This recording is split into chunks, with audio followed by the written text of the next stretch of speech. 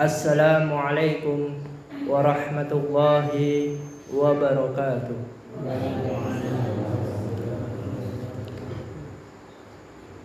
Innal hamdalillah nahmaduhu wa nasta'inuhu wa nastaghfiruh wa na'udzu billahi min shururi anfusina wa sayyiati a'malina. May yahdihillahu fala mudilla lahu wa may yudlil fala hadiya lahu. Wa asyhadu an la ilaha illallah wahdahu la syarika lahu wa asyhadu anna Muhammadan abduhu wa rasuluh. Amma ba'd. Para hadirin jamaah penuntut ilmu yang sangat dimuliakan oleh Allah Subhanahu wa taala.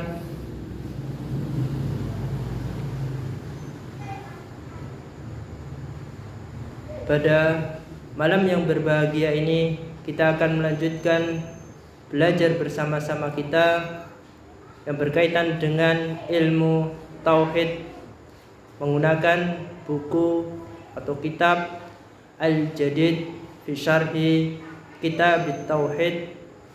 Dan sebelum memasuki belajar bersama-sama, mari kita baca basmalah bersama-sama. Bismillahirrahmanirrahim.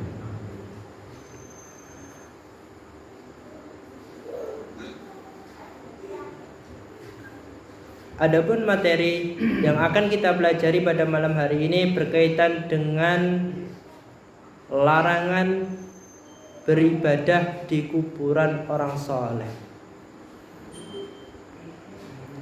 Ini melanjutkan materi pekan kemarin.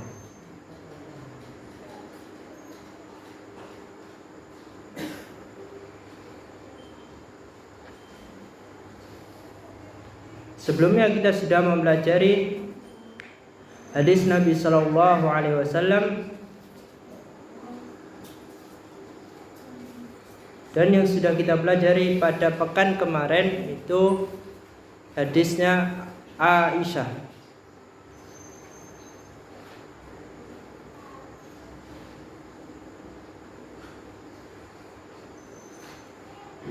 yang berkaitan dengan larangan membangun suatu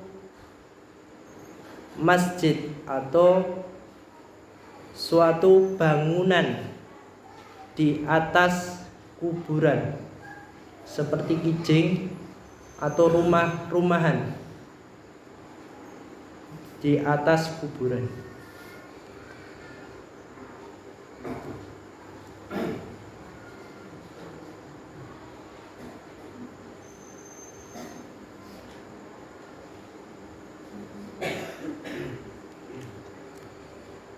Adapun hadis selanjutnya, hadis yang nomor 3, wali muslimin an Jundubi ibni Abdillah qala,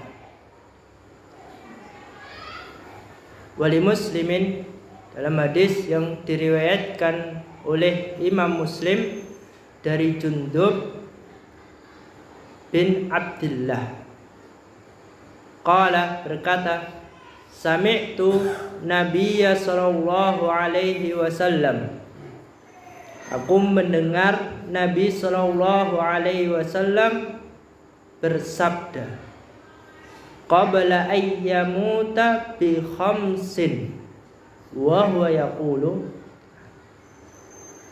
aku mendengar Nabi sallallahu alaihi wasallam bersabda 5 hari menjelang beliau wafat, inni abra'u ilallahi ayyakuna li minkum khalilun.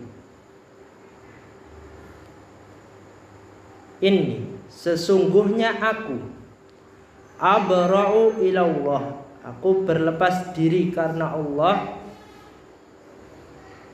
dari memiliki seorang khalil, kekasih yang sangat diistimewakan.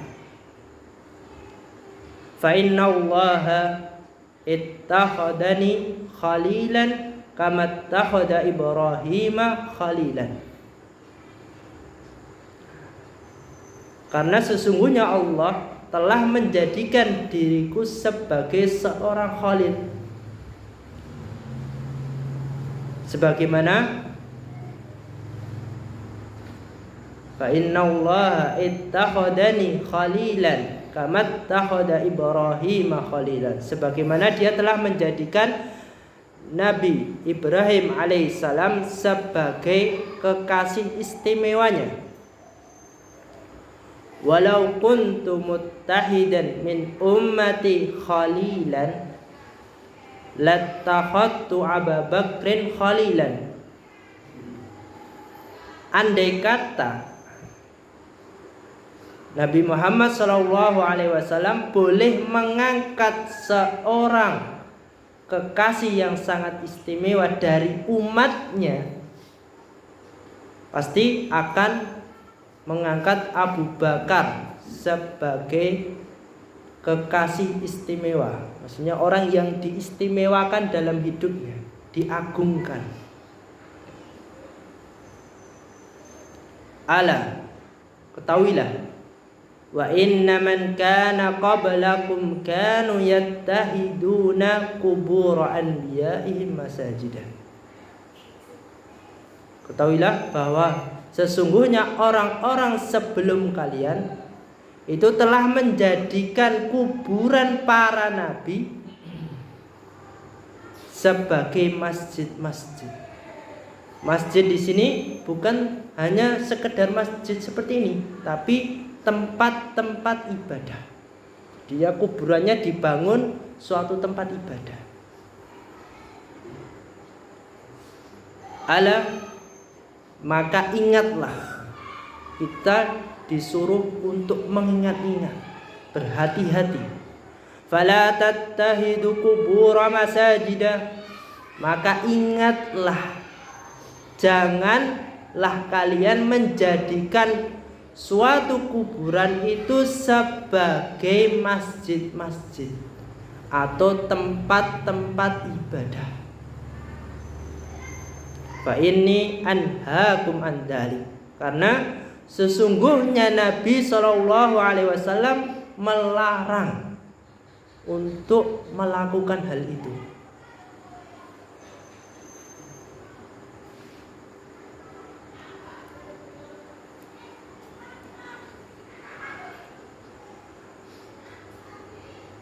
Di dalam hadis ini Jundub bin Abdullah itu mengabarkan kepada kita semuanya, sahabat Jundub bin Abdullah, semoga Allah meridhoinya, itu mengabarkan kepada kita semuanya bahwasannya Nabi SAW ketika wafatnya itu telah dekat, beliau meniadakan, menafikan atau meniadakan bahwa beliau itu memiliki seorang khalil, kekasih yang terdekat, sahabat yang terdekat yang sangat diagungkan. Menafikan bahwasanya selama hidupnya tidak pernah mengagungkan manusia, memuliakan di atas kemuliaan Allah.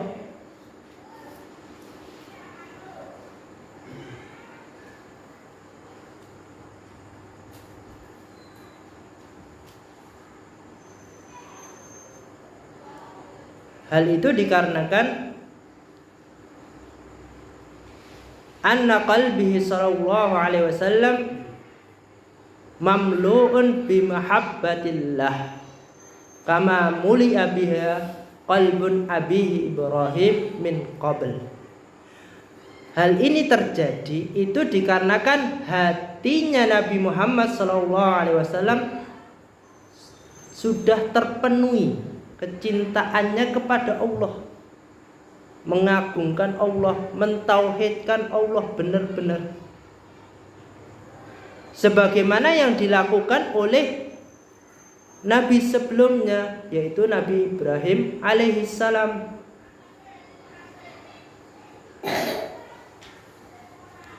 Summa bayyana, kemudian Nabi Muhammad sallallahu alaihi wasallam menjelaskan, annahu law kana fi niyatihi ayyattahida min khalqi khalilan lagana aula bihadihi halqati Abu Bakrin As-Siddiq radhiyallahu anhu.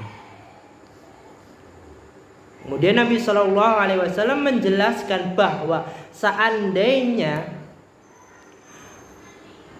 Nabi itu berniat untuk mengangkat seorang khalil, sahabat yang sangat dicintai atau kekasih yang sangat terdekat dalam hidupnya,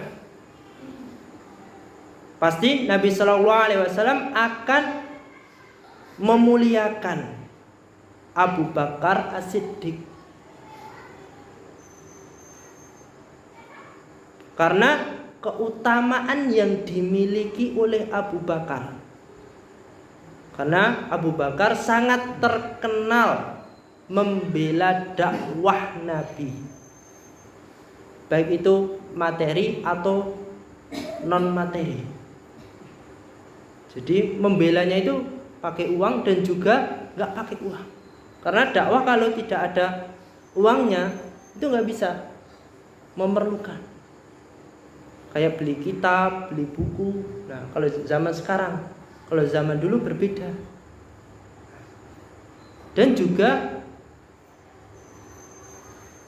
berdakwah itu harus memiliki dukungan, saling menguatkan. Itu perlu. Kalau tidak saling menguatkan, dakwah apalagi yang berkaitan dengan tauhid itu tidak mungkin bisa berjalan. Jadi dukungan itu ada dua, materi dan non materi. Abu Bakar ini orang yang sangat terkenal yang membela dakwahnya Nabi. Kalau Nabi Muhammad mengangkat seorang khalil, kekasih terdekat, itu pasti yang pertama kali diangkat itu Abu Bakar As-Siddiq.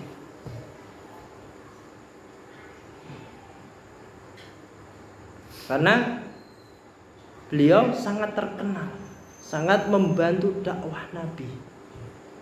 Contoh yang dilakukan Abu Bakar As-Siddiq.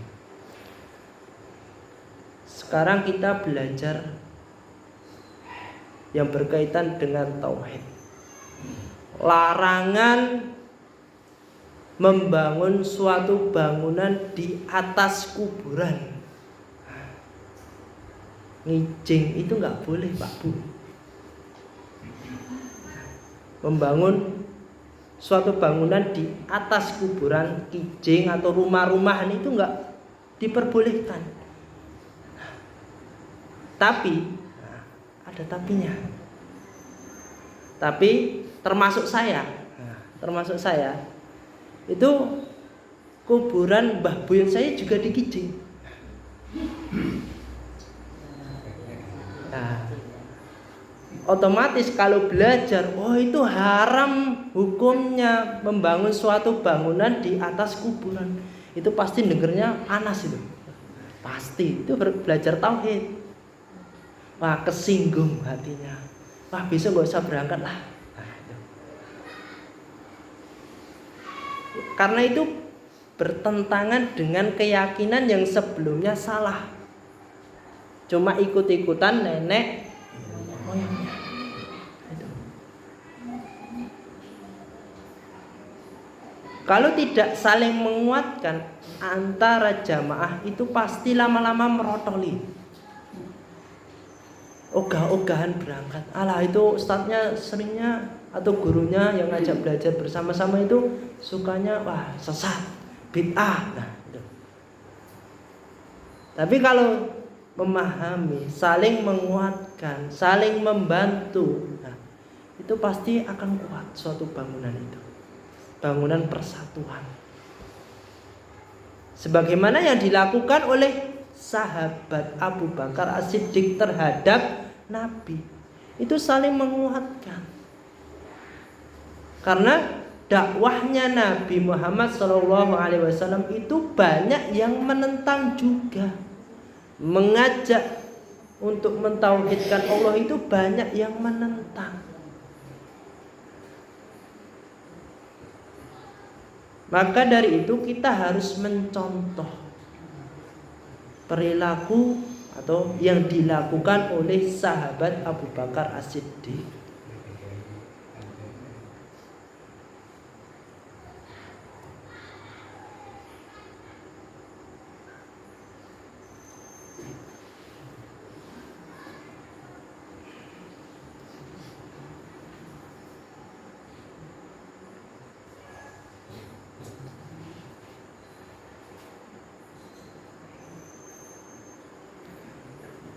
Walamma alima Nabi sallallahu alaihi wasallam anna sahabata radhiyallahu alaihim yuhibbunahu wa yu'sirunahu ala anfusihim.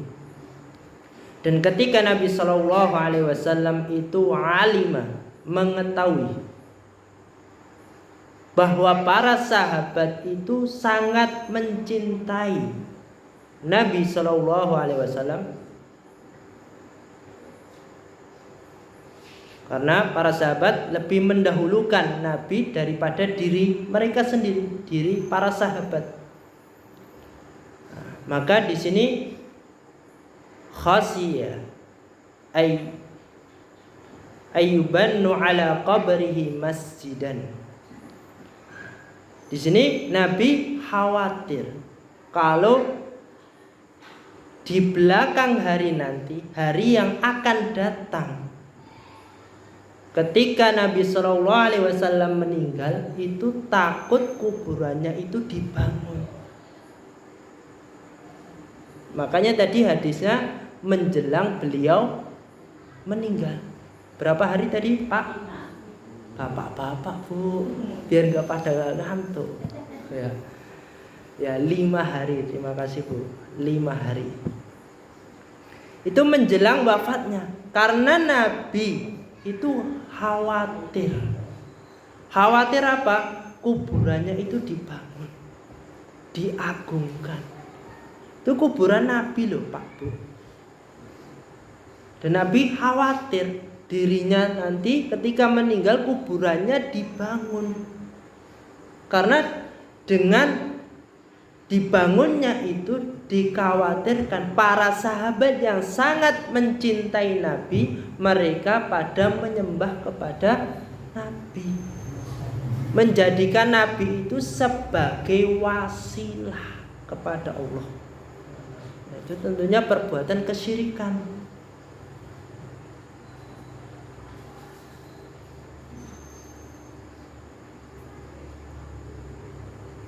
Kama fa'alat al-yahud wan nasara fi kuburi anbiya'ihim. Dikarenakan orang-orang Yahudi dan orang-orang Nasrani itu memperlakukan kuburan anbiya'ihim, para nabi, itu suatu bangunan di atas kuburan. Jadi ada kuburan, dibangun bangunan di atasnya. Yang dilakukan oleh orang-orang Yahudi dan Nasrani.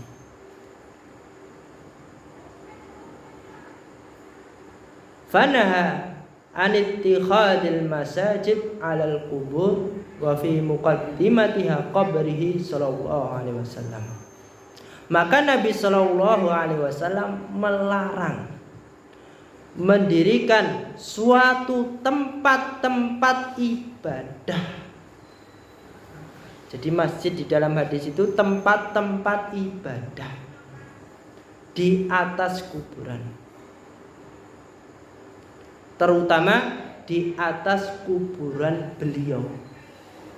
Beliau melarang dirinya sendiri dibangun suatu bangunan. Sebelumnya kita sudah mempelajari kalau Nabi Muhammad SAW itu dimakamkan di kamar beliau itu untuk menghindari fitnah.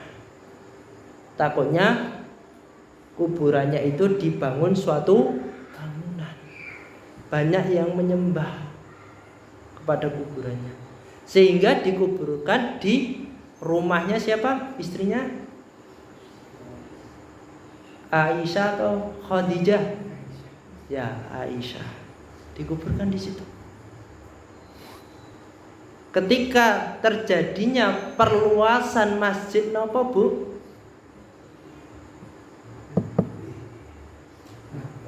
Masjid Nabawi, rumahnya Aisyah yang dijadikan untuk mengubur Nabi Muhammad SAW itu terkena perluasan. Itu mau dipindahkan, itu takutnya menimbulkan fitnah. Banyak yang berdatangan sehingga kuburannya itu dibangun, banyak yang menyembah. Makanya itu ada tembok penyekatnya. Kalau yang sudah umroh atau haji itu bisa lihat. Kalau belum pernah juga bisa lihat. Orang sekarang ada HP, gimana? Ditulis saja di situ. Itu ada gerbangnya. Itu ada penyekatnya. Jadi itu tidak masuk ke dalam area masjid sendiri. Nah, tidak dipindahkannya itu takut timbulnya fitnah. Karena banyak yang berdatangan ke kuburannya. Orang seperti itu aja kadang yang melakukan umrah atau haji ke depan kuburan Nabi minta barokah. Sampai penjaganya itu melarang. Was-was. Wah, ini nanti kalau ada dilarang. Itu yang terjadi.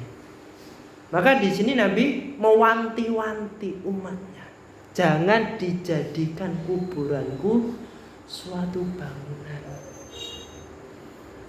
Makanya kalau kita sudah mempelajari ilmu tauhid, kita wajib untuk mengamalkan. Kalau itu ada kuburan saudara kita atau keluarga kita, itu tidak boleh dibangun suatu bangunan, sebagaimana yang sudah kita pelajari minggu kemarin. Karena itu bisa merusak nilai-nilai tauhid kita. Kalau sudah rusak, maka agama Islam kita itu dipertanyakan. Karena itu larangan di sini. Kadang kita khawatir nanti kalau nggak dikasih bangunan nanti dipakai orang lain, Mas. Nanti diinjek-injek. Nanti kuburannya rata dengan tanah yang lainnya. Nah, biasanya khawatir seperti itu. Gunanya ahlul waris apa?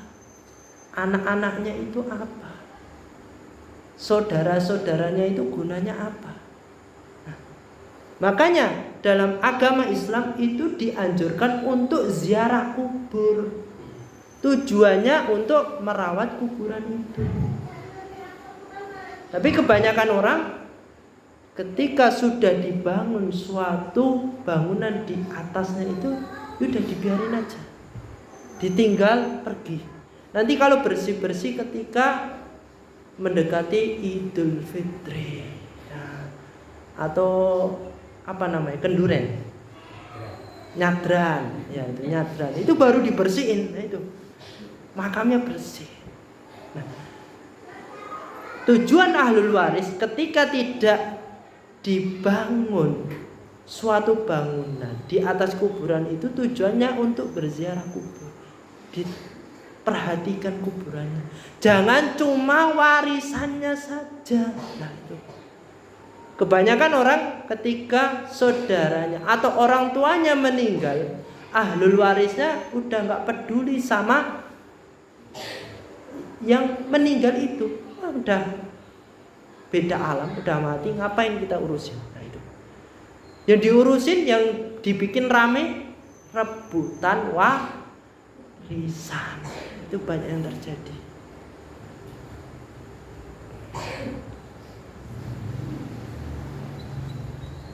Jadi mendirikan suatu tempat-tempat ibadah, suatu bangunan di atas kuburan itu hukumnya haram, dilarang. Yang melarang bukan saya nggih Pak Bu, yang melarang hadis Nabi. Dan kedudukan hadisnya ini sahih.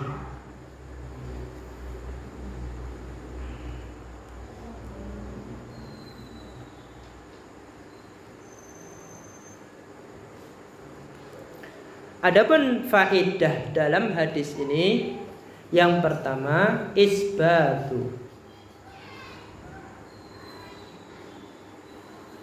khalqatin Nabi sallallahu alaihi wasallam lillah, menetapkan kedudukan Nabi sallallahu alaihi wasallam sebagai khalil, kekasih terdekat Allah. Makanya diangkat sebagai seorang nabi dan rasul. Itu menunjukkan orang yang sangat dicintai oleh Allah. Faedah yang kedua dari hadis yang kita pelajari, isbatu sifatil mahabbati lillah.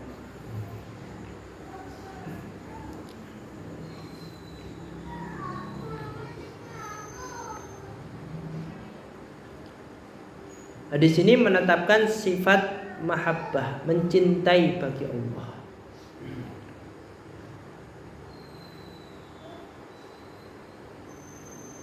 Jadi dua faedah ini, 1 dan 2, dalam hadis ini menetapkan kedudukan Nabi sebagai khalil, sahabat terdekat Allah, dan mahabbah, mencintai.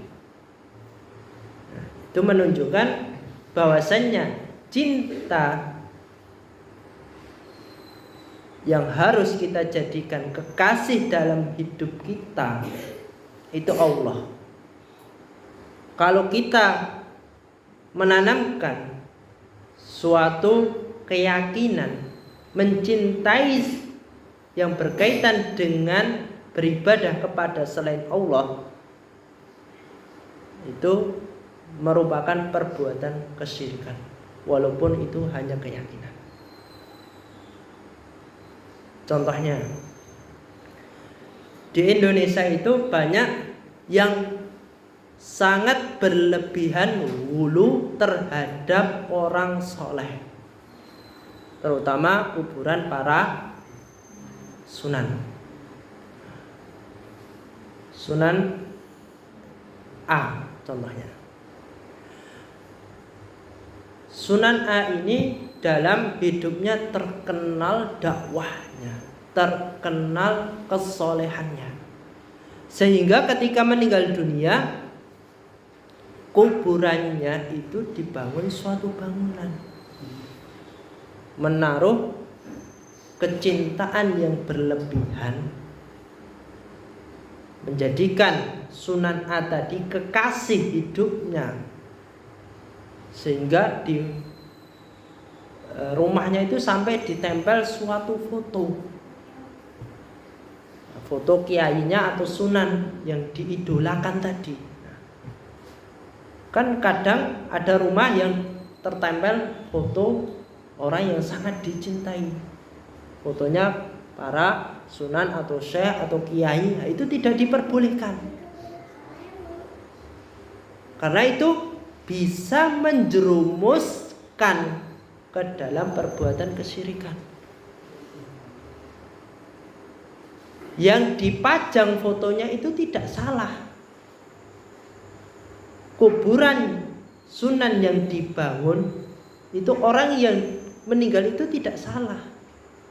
Foto yang terdapat di dalam itu fotonya tidak salah, orangnya nggak salah, tapi generasinya yang salah, menyalahgunakan.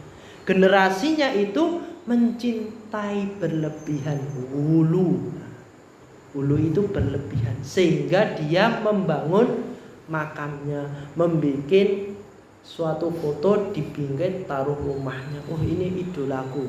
Besok kalau waktu ziarah kubur, kalau ada saya ikut rombongan.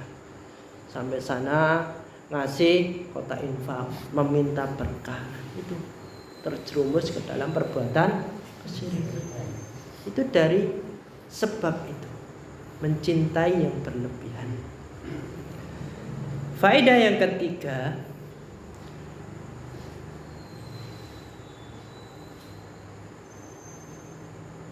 isbatu khalqati Ibrahim alaihi salam lillah. Nah, di sini juga menetapkan kedudukan Nabi Ibrahim alaihi salam sebagai khalil, kekasih terdekat Allah.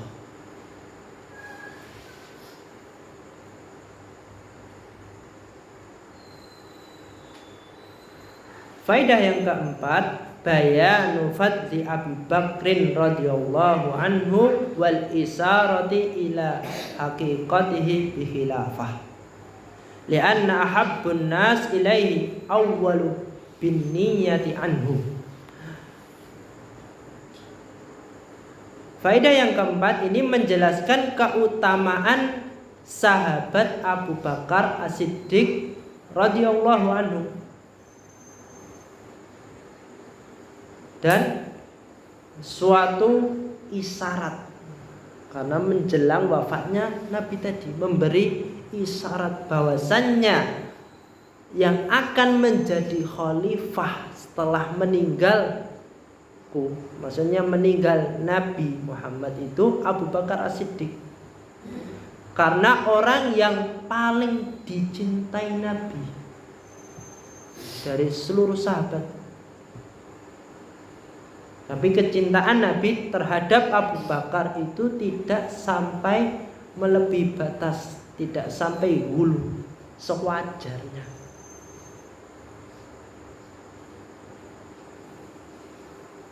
Karena Abu Bakar itu sangat terkenal membela dakwahnya Nabi, sangat serius dalam membela dakwah Nabi. Faedah yang kelima, anna bina'ul masajid 'alal qubur min sunanil umamis sabiqah. Bahwasanya membangun suatu masjid-masjid atau tempat-tempat ibadah di atas suatu kuburan itu merupakan suatu kebiasaan umat-umat dahulu. Jadi umat-umat terdahulu itu sudah memulai membangun suatu bangunan di atas kuburan. Kan ada hadis yang ada masjid baru dimasukin kuburan. Kalau yang kita pelajari pekan kemarin sama pekan sekarang itu kuburannya dahulu ada, baru dibangun suatu masjid atau suatu bangunan di atasnya. Dia ada perbedaan hadisnya.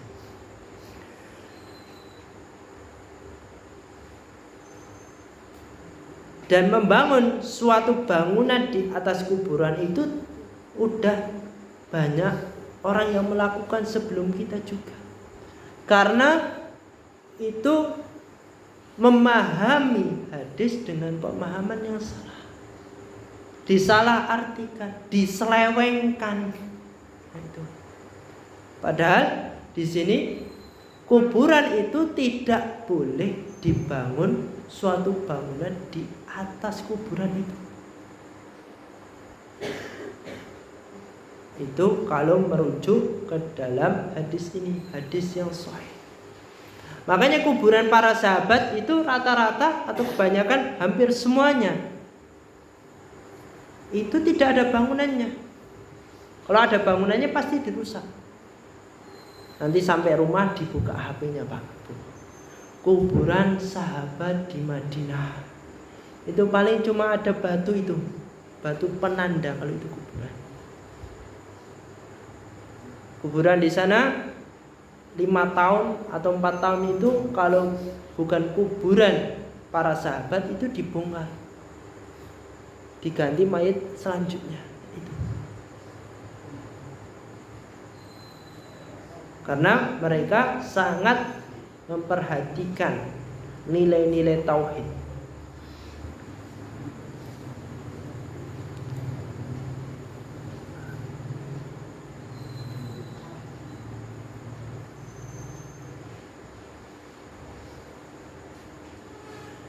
Faedah yang keenam, tahrim ittikhadil masajid alal kubur.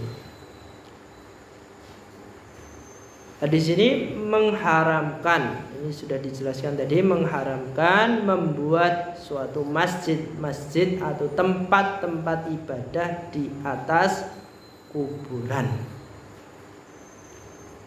Yang ketujuh, wujubu saddud dara'i. Faedah yang ketujuh, wujubu saddud dara'i. Wajibnya untuk menutup suatu pintu-pintu yang bisa mengantarkan diri kita ke dalam perbuatan kesyirikan. Itu wajib untuk ditutup.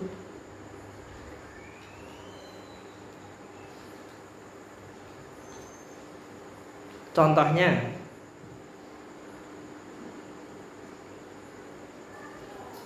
malam Jumat, itu sering ada acara sholawatan yang diiringi hadroh atau yasinan ditujukan arwah-arwah atau orang yang sudah meninggal. Di suatu tempat diadakan acara itu. Tapi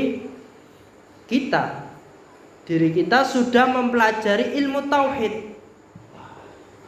kokoh tauhidnya dalam dirinya.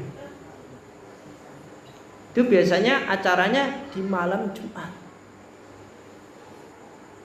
Maka orang yang sudah mempelajari ilmu tauhid tadi, dia berusaha untuk menutup pintu, mewanti-wanti dirinya.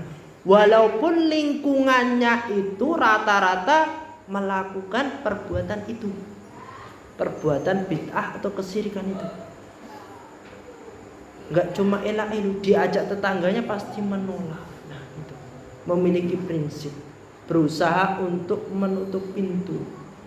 Diundangi untuk rewangan atau rewang, menyiapkan suatu makanan untuk acara yasinan atau membaca surat yasin ditujukan orang meninggal, atau sholawatan yang diiringi dengan musik, itu dia nggak mau datang. Nah, itu contoh menutup agar tidak terjerumus ke dalam perbuatan kesyirikan. Kalau kita datang walaupun cuma membantu gara-gara pekewuk, itu bisa merusak nilai-nilai tauhid dalam hidupnya. Karena dalam beragama, memeluk agama Islam itu tidak ada kata pekewo sama orang. Tapi kita harus menanamkan kata pekewo, gak enakan itu hanya kepada Allah. Itu.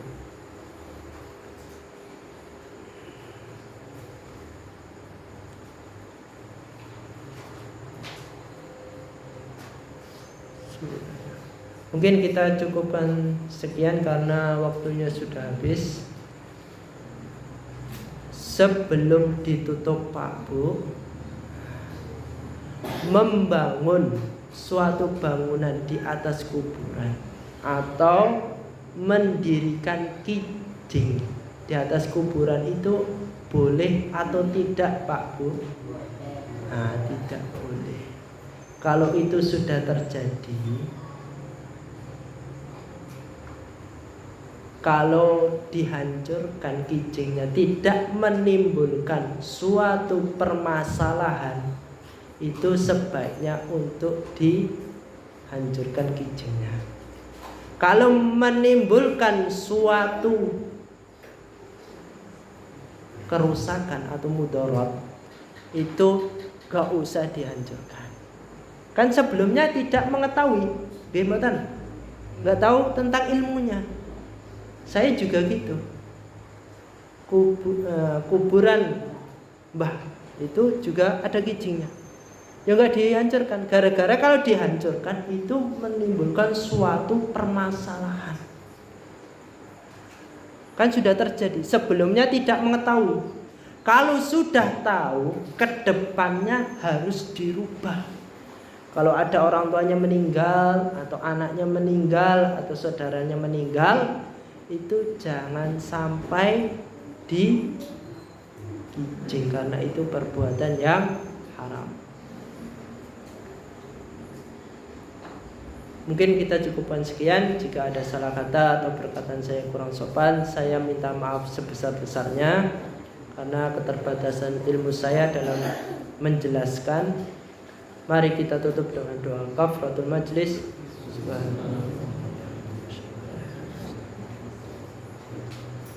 Assalamualaikum warahmatullahi wabarakatuh.